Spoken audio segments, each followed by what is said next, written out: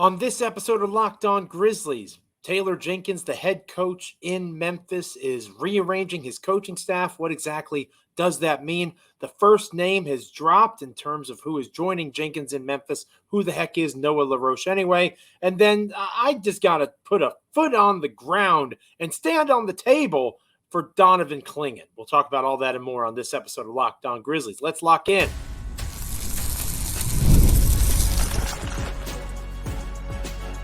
You are Locked On Grizzlies, your daily Memphis Grizzlies podcast, part of the Locked On Podcast Network, your team every day. Hey, everybody, how are you doing? It is a Tuesday edition of Locked On Grizzlies, and I am your host, Joe Mullinax. So thankful that you're joining me, whether on YouTube, Apple, Spotify, Amazon, wherever you get your podcasts. Hopefully you're an everydayer at this point, and every time an episode drops, you are checking out Locked On Grizzlies. Again, I am Joe Mullinax, flying solo on this episode. No DeMichael Cole. Lots of breaking news around the Memphis Grizzlies coaching staff that we'll be talking about a bit here momentarily. I'm looking forward to sharing my thoughts on that and standing up for Donovan Clingan, which I feel like I've done a lot, but I want to stress I think it's important to understand at least my perspective of why Clingan makes sense and just kind of reinforce that idea and how there's so much polarization around him. It's fascinating to me, but we'll talk more about that as the show progresses. Today's episode is brought to you by FanDuel. Make every moment more. Right now, new customers get $150 in bonus bets with any winning $5 bet. That's right, $150 with any winning $5 bet. Visit FanDuel.com/lockedon to get started. Yesterday on the show, we had a very good episode. Thanks to everybody who provided such great feedback in the comments. Got a couple of shout outs for how good the episode was. DeMichael and I, the dynamic duo, were fantastic. DeMichael is fantastic. He carries me every episode, but I really enjoy talking Grizzlies basketball with DeMichael, and I enjoy talking Grizzlies basketball with you. So even though DeMichael's not with us on this episode, hopefully you'll stick around and we'll have a good time over these next 20 some odd minutes looking at the current state of play for the Memphis Grizzlies on their coaching staff, because we talked about the draft lottery odds and what Memphis is going to do at 9 and all of these different things yesterday. Nowhere in our conversation did we talk about major shakeups to the Grizzlies coaching staff, because why would you talk about that, right? I think that's a fair question. Well, Kelly Iko of The Athletic is reporting, or did report on Tuesday, that the Memphis Grizzlies let go of several assistant coaches. Taylor Jenkins restructuring his staff ahead of the 2024-2025 season. And again, that is Kelly Iko.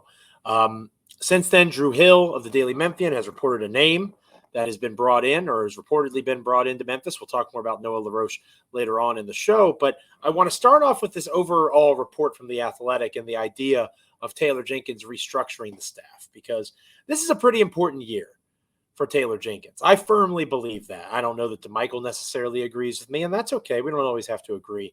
But I do think that going into this next year, Taylor Jenkins has been given an understandably long leash in terms of expectations, right? Not having your star player to start the season, not having a fully healthy roster.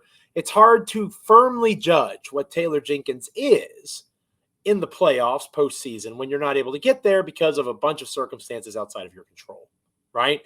Before this failure of a season that just completed for the Grizzlies, Taylor Jenkins was the number 2 seed in the Western Conference each of the last 2 years. He got the Grizzlies to the second round of the playoffs a couple of years ago. So there has been success from Taylor Jenkins. But this past year, there were shakeups, right? And there were hiccups in and around the Grizzlies roster.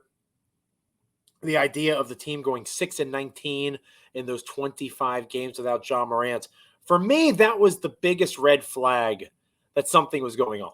And I want to stress, because people might be listening to this and say that I'm a flip-flopper, I'm a Taylor Jenkins apologist. I think Taylor Jenkins has done a good job as the head coach of the Memphis Grizzlies. I do. I think the numbers bear that out. I think he consistently has one of the best defenses in the NBA. And I think when the roster is healthy, they're a championship contending team. I think those are all true things. However, this past season, 2 things occurred that were red flags to me. One, the 6-19 start without Ja. And obviously Morant is a superstar. And obviously the team was also missing Steven Adams, who they thought was going to be there, and Brandon Clark. Those are three dudes that were going to be in the rotation if the team was healthy. And Ja was missing for non-health related reasons.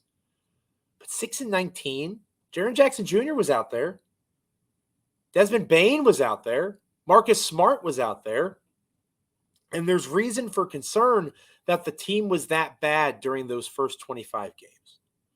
That was a red flag. Another major red flag, the home record being so abysmal. After numerous years of FedEx Forum being one of the toughest places to play in the entire NBA, the Grizzlies had one of the worst home win-loss records in the entire league this past season. That's unacceptable. That's not something that should be in Memphis. That's not something that should be with a fan base that is as hungry for basketball as the Memphis fan base is. So something was amiss. And I do believe that there is understandably pressure on Taylor Jenkins to succeed, because at some point, with the money that has been invested in the players that are in place, you assume Jaren Jackson Jr. signs another contract, likely a max deal. Obviously, Desmond Bane and Jaren Jackson Jr. on their max contracts. John Morant. Desmond Bane and John Morant on their max contracts. Money's going to continue to get tight. And as money tightens up, you need to believe that you've got the coach that is going to get you past the finish line. You've got the guy on staff that is going to put your players in the best position to be successful and understands as the salary cap crunch condenses, they are going to be able to take the roster that is assembled and apply their talents in the best way towards winning basketball around those three stars and one superstar in the case of Morant. And Taylor Jenkins, I don't know that doubt should be setting in for Grizzlies fans, but I do think mild concern is fair. And I say that as a Jenkins guy, as someone who thinks Jenkins is a good coach, who doesn't necessarily think Jenkins should be on the hot seat. But if you're going to be paying three guys 9-figure contracts, now is not the time to talk about development. Now is not the time to say this is a Grizzlies team that just needs more refining. They just need some fine tuning. They've got time. I think time's running out, at least on Taylor Jenkins it is. So this might have been one of two things. And I want to stress, I don't have any sources. I haven't talked to DeMichael about sources and information that he's gathered, or anybody that I may have talked about this. I don't have any information. But what I do know is, as a coach, sometimes you have to shake things up in terms of your schemes. And Jenkins has been very open and honest about that in the past. And he tried to shake things up this past year, and it didn't work out. So you're looking at a situation where you have a head coach who isn't necessarily on the hot seat, but that thing is lukewarm. It's a little bit toasty. You sit down on it and you go, ooh, that got me a little bit. That was warmer than I expected. That's the kind of seat that I think Taylor Jenkins is sitting on. And you need an offense that is better in the half court. You need somebody who can find ways to maximize your best players, John Morant in particular, but also Desmond Bane and Jaren Jackson Jr. And you need to be willing to look yourself in the mirror as a head coach and say, what role did I play in this? Because it's not necessarily lazy to point out the Morant suspension and the injuries. Those are all valid reasons. They're not excuses. But like I said, 6-19 with two guys that make $100 million plus over the life of their contracts. Marcus Smart's your third best player, and you were 6-19. Your team was really bad at home where they had been strong. Sometimes things get stale. Sometimes you got to shake things up a bit. And I do believe that Taylor Jenkins is approaching this in that way. Is it the right decision? Time will tell. But if Taylor Jenkins doesn't find a way to maximize this year to get the Grizzlies back to the playoffs, to win a playoff game if they are the 2 seed, the 3 seed, they find themselves against an aging Warriors team, an aging Lakers team, an aging Phoenix Suns team. Whatever the case might be, Sacramento Kings, whoever is there in that mix, they have to put themselves in a position to be more competitive than they were this past season. And if Jenkins just ran it back and didn't have the success, that's reflective on the head coach. So To blame what happened this past year on Jenkins would be lazy, but to say that he is free of blame is also not acceptable. And this might be whether it's mandated from on high or whether it's self-reflection. Shaking things up a bit isn't necessarily the worst idea.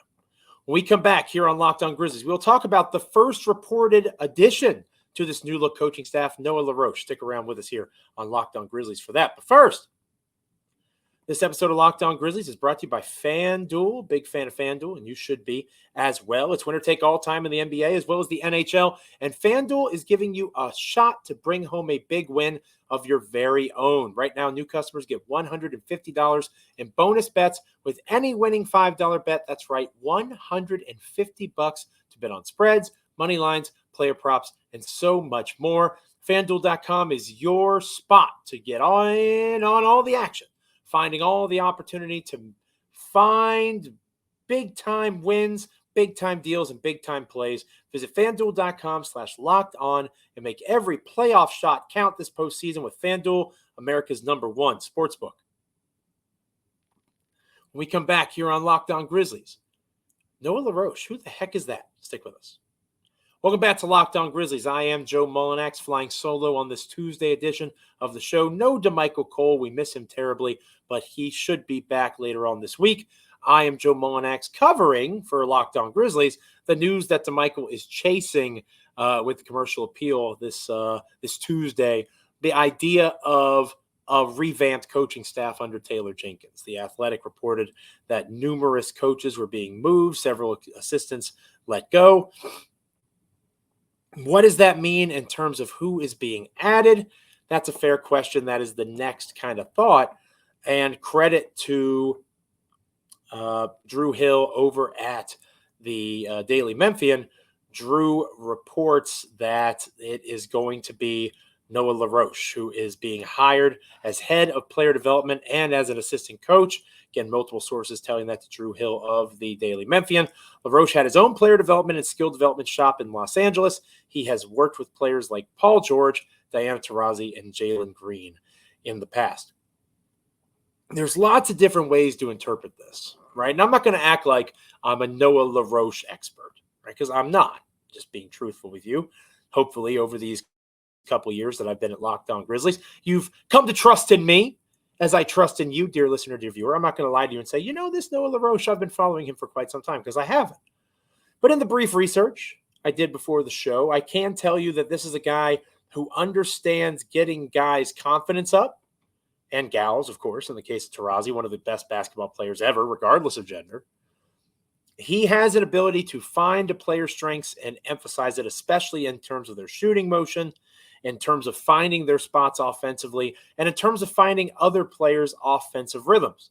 And so much of what he is capable of in terms of being a high-level coach, he is really doing some interesting things in and around the pick-and-roll offense. Okay, this is a guy that he is understanding and exploring different forms of movement off the pick and roll, different types of reads, how you can get the ball moving and swinging, and really kind of finding the rhythm, not just of the person in that pick and roll set, but also of the roller, slashers, guys setting up in the corner and on the perimeter for shots. There's different ways of getting to those looks. And the way that it makes the most sense for me in terms of comparison is when you're, watching a football game and you see the different ways that an offense can stretch the field, right? You can run a toss to a running back out of the backfield. You can run screens. You can do jet sweeps. There's lots of different ways to get to the same end game of making a defense run east and west, make them defend the field laterally. LaRoche's offensive schemes, and again, I'm not an expert. I've watched a little bit of film on it. They give the same kind of vibe to me. How do you create a different look for an opposing defense? How do you force them and stretch them and stress them to defend areas of the floor that maybe they wouldn't have thought to defend otherwise? How can you get an offensive player that is in a position as a lead facilitator out of the pick and roll to find those kinds of angles and views? And I really am intrigued by that. And I think that in the absence of Jenkins being able to do it himself, because no head coach knows everything, You want to bring in guys that are going to challenge you and even teach you, right? You learn yourself as a coach from people that you bring on your staff. And I think that LaRoche has the capabilities to be able to do those things. And he's done it with high-level stars, Paul George and Diana Taurasi being the two biggest examples. So coming with that should be some acceptance, some name recognition, some credibility, if you will, from the likes of a Ja Morant and others, because Paul George has a game in the NBA that is widely respected. So LaRoche is somebody that is going to bring in wrinkles to an offense that desperately needs it. We've talked a ton here on Locked On Grizzlies about the issues surrounding the offense, especially in the half court.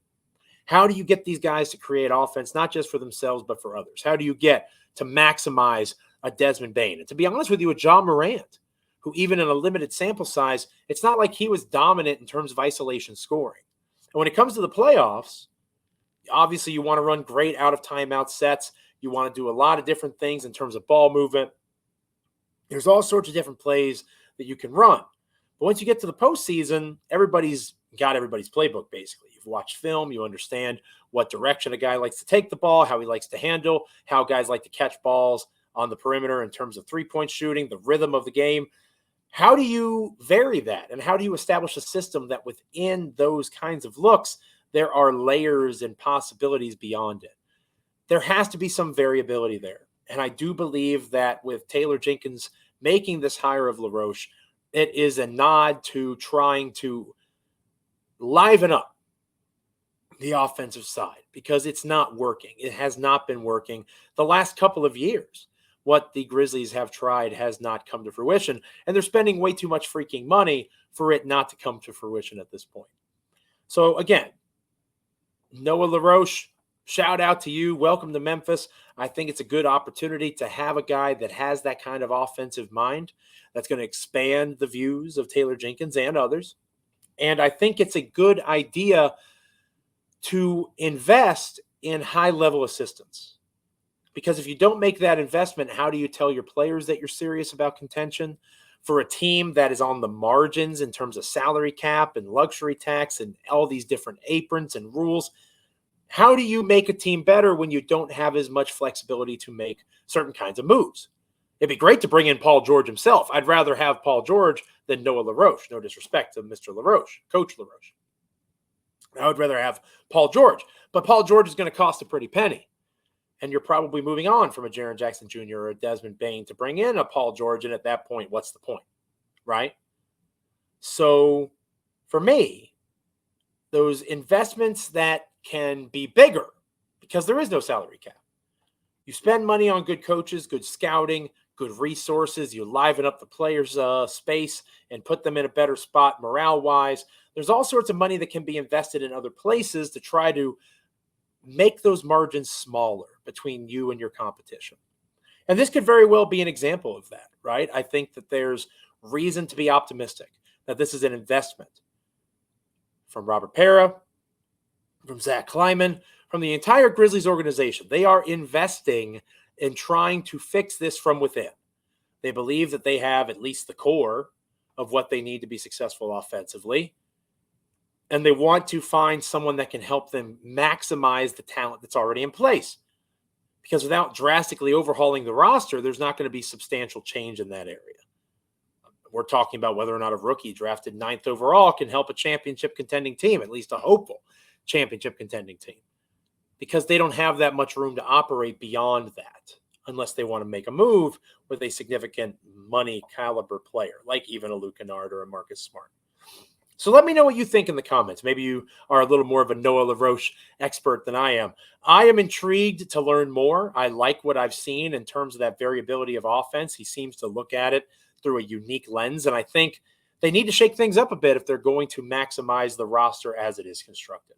When we come back here on Locked On Grizzlies, we're going to close out the show. I'm going to go on a mini rampage about Donovan Clingan and some of the comments I've seen out there. I don't fully understand it. I'll talk about it next here on Locked On Grizzlies. But first, you'll notice I'm not yelling yet. All right, I will stress yet. Maybe when you come back from the break, I might be yelling a little bit, but I'm trying to give you analysis of assistant coaching hires and why Taylor Jenkins would rearrange his coaching staff. I'm not going to freak out on you like they might do on, say, ESPN or Fox News, Fox Sports, I should say. Whatever the place where you get your sports news, sometimes they have talking heads that scream at you. You're not going to get that on Locked On Sports, and you're not going to get that on Locked On Grizzlies, and you're not going to get that over at Locked On Sports Today, the first ever 24/7 streaming channel on YouTube. You can check it out. There's lots of great programming from all the different sports, baseball, basketball, of course, football, all these different places. And plus, you can get episodes of Locked On NBA, Locked On NHL, whatever the case might be. So check out Locked On Sports Today on YouTube. You can also check it out at the free Amazon Fire TV channels app. Locked On Sports Today. It is a blast. This episode of Locked On Grizzlies is brought to you by Prize Picks. Big fan of Prize Picks, and you should be as well. Get in on the playoff action. Win up to 100 times your money over at Prize Picks as you and the world's best players take the game to a whole new level during basketball's postseason. You can now win up to 100 times your money on Prize Picks with as little as 4 correct picks. That's right. You can turn $10 into $1,000 with basketball, hockey, baseball entries today on Prize Picks, America's #1 fantasy sports app.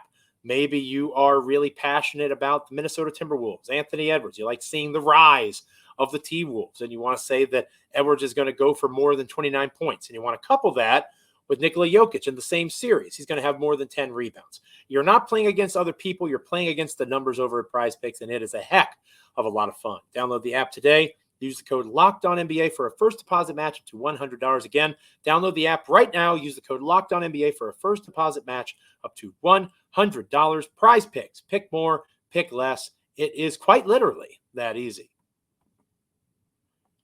When we come back here on Locked On Grizzlies, closing out the show with a mini rant about Donovan Clingan. Stick with us. Welcome back to Locked On Grizzlies. I am Joe Mullinax, flying solo on this Tuesday edition of the show. No DeMichael Cole, understandably so. He's a busy guy. Certainly don't want him to have to overwhelm himself. He's chasing down more coaching news, and hopefully on our Wednesday edition of the show, DeMichael can share some of that with us. It's I breaking down the new changes or the changes that are happening with the Grizzlies staff. I'm Joe Mullinax. Taylor Jenkins reportedly moving on from several assistants. We don't have concrete names as of yet. As we get those, DeMichael, if I hear anything, but DeMichael's more likely to hear something, we'll certainly pass that along to you on future episodes. We do have the name, thanks to Drew Hill of the Daily Memphian, Noah LaRoche.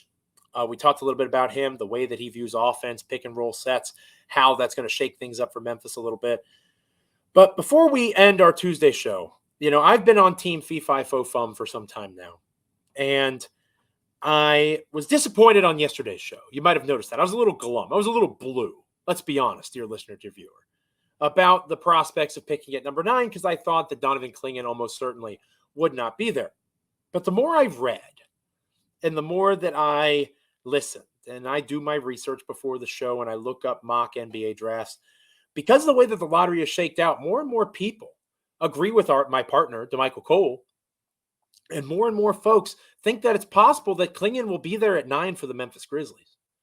And if that happens, I will rejoice, dear listener, dear viewer. I will be so happy because, again, Donovan Clingan, a dominant big, a guy who was a key component of the last 2 years of UConn dominance. The Connecticut Huskies have won the last 2 NCAA championships. Unprecedented in the modern era. Has been a long time since we've seen a team as good as UConn. And Clingan, if not the best player across those 2 teams, was the second best player at worst. And you can make an argument he was the best, especially in this tournament. The way that he played against Illinois, a top 10 offensive efficiency team, the dominance defensively, his ability to move on the perimeter, his ability to play help defense, to swat shots from the weak side. He has the look as a passer, as a defender on the perimeter, and especially at the rim. He can set dominant screens at 7'2". And the Memphis Grizzlies have a massive hole to fill at the big man position. I would be ecstatic, personally, if it was Donovan Clingan in Memphis. But more and more, I see folks on social media saying that Donovan Clingan's not in their top 20 or that Donovan Clingan's not in their realm of concept if the Grizzlies are picking at 9, when the Grizzlies are picking at 9 unless there's some sort of trade. And I just really struggle with that. It feels like a thinking too hard about it, right? And I want to stress, I'm not going to fault people for that. You want to be true to what your perspective of basketball is, and you want to be true to your analysis and how you feel the game should be played and what Memphis needs. And I get that. I do. If you believe in Jaren Jackson Jr. as a true five, then it doesn't make sense to take Donovan Clingan. It doesn't make sense if you think Jaren can be that guy long term. Ron Holland has all the basketball talent in the world. He had good measurables at the Combine, which I'm sure we'll talk more about on future episodes this week, how the NBA Combine is shaking out. But Donovan Clingan looks impressive at the Combine too. And this is a guy who continues to work on his three-point shot. He's 20 years old. He has the frame that the Grizzlies need. He has the strength, the size, the screening. He's an above-average passer for his position. And again, he has competed in some of the biggest basketball games at the college level that you can over the last 2 years. And it wasn't all sunshine and rainbows. Zach Edey scored 37 points, I think, in that championship game. And Zach Edey is moving up people's rankings. But Donovan Clingan is not some schmuck. He is not someone who is just lucky to be there, some creature of the system. And if he was a player in a piece that was just lucky to be there, then we have to say the same thing about other UConn players too. And it's not fair to apply that measuring stick to Clingan and not a guy like Stephon Castle. And I'm not applying it to Castle. I think Castle will shoot better in the NBA than he did in college. I think Castle will be a worthwhile pick at 9 if Clingan is not on the board. But as I told DeMichael yesterday, say you take a Castle, you take a Reed Shepherd if he falls to 9. You take somebody of that ilk. Who are they taking minutes from? Or is there going to be another shoe to drops in terms of a trade? If there is, makes a little more sense. But if you want to run it back with this roster as constructed, if you want to take these guys and say, I want to see them healthy, what they can do, then the thing that makes the most sense is adding a player that is most similar to the big man that helped you have that 2-seed success over the last couple of years and played a large role in that regular season run, Steven Adams. And Donovan Clingan checks a lot of those boxes. He's a more athletic, in my opinion, Steven Adams. And that's not to say that he can't develop a three-point shot. If Zach Edey can develop a three-point shot, Donovan Clingan can as well. But that's not what the Memphis Grizzlies need him to be. They need him to be a rebounder. They need him to be a screen setter. They need him to be a strong defender and a decent to above average passer from the big man position. He has shown all of those things. He checks all those boxes. Sometimes we overthink it. And I think this is a great example of overthinking it. If Clingan's there at 9, you run to the podium and you take him. If Clingan's not there at 9, I don't think you trade up for him. I don't know that this Grizzlies front office would do that anyway. But even as a Donovan Clingan guy, I don't know that if you take draft capital and invest it in that way, thinking he's the missing link to a championship run. I think if he falls to 9, he most certainly will help you in that pursuit more than a Ron Holland will this season, more than a Reed Shepherd, unless there is some other trade that comes along to add a veteran big like a Brook Lopez or someone like that. The easiest path is taking a big at 9. And you don't want to reach for that big. I get it. You go best player available if you have to. But for me personally, I find it really hard to believe that if Donovan Clingan falls to 9, he's not going to be the best player available. That's just me. Let me know if you agree or disagree in the comments below. On our next episode of Locked On Grizzlies, like I mentioned, the NBA draft combine is currently going on. We'll talk about that, any reports that Michael might get on further updates with the coaching staff, all those sorts of things. We'll look at measurements, measurables, the different tests and times that all these prospects have posted. That feels like a good way to use our Wednesday. But until then, make sure you are liking, commenting, rating, reviewing, subscribing, however you get your podcast, YouTube, Apple, Spotify, Amazon. We are here, there, and everywhere as part of the Locked On Podcast Network, your team each and every day. Make sure you are checking us out on Amazon Fire TV and with the Locked On Sports Today 24/7 YouTube streaming channel. Lots of great ways to stay in touch with Locked On. Hopefully you're an everydayer, and hopefully you'll be back with us tomorrow. Until then, I'm Joe Mullinax. Stay locked in, Grizzlies fans and friends, people that are stopping by. Hopefully you stop on by again the next time Locked On Grizzlies hits. Have a good one.